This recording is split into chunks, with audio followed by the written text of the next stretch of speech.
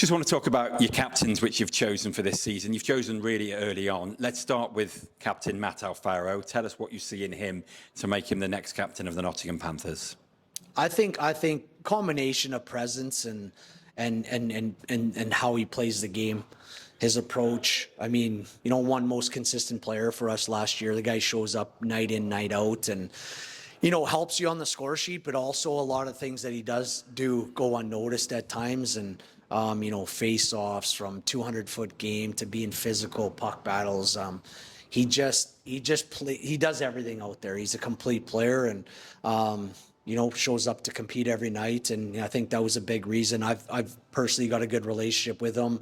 And although we didn't wear a letter last year, he was very much involved in the leadership group per se. And I just think it was a no-brainer. We'll break the assistant captains down into two. Let's start with the British players, Ollie Betteridge and Josh Tetlow. How important are they? What do you see their roles? And obviously as British players, what do you think they can bring to the team that they know what this club is all about? Well, I mean, those two guys specifically, I mean, they're ingrained in this club. From everything to on ice to the city to the off ice side of it. They really do a good job at helping guys settle in. We have obviously a heavy imported league. These guys come over sometimes for the first time and trying to get settled in, and those guys are a huge help. But also, again, approach. I mean, both those guys are two of the first guys in every day, take care of their bodies. They play the right way. They compete. They're both national team members. So, just the knowledge of the league, knowledge of the club, and who they are as individuals is again a no-brainer.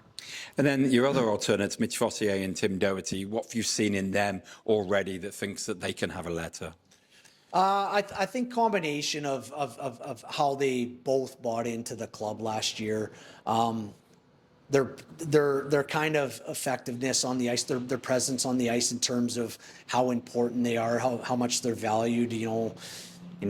Seemed like second half of the year, every time we needed a big goal, one of those guys stepped up. And the leadership can't just be all about being a good person and good habits and being a pro. It's got to be guys that can say, hey, they're going to pick everyone else up and, get us energized by either scoring a big goal or making a nice play or whatever the case may be. And they're two great individuals.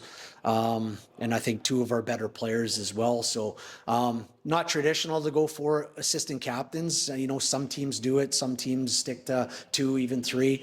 But we felt with Alfie going to be a little bit time before he's ready, adding an additional captain just helped us with the transition and helped us obviously to drive this team forward in the new year.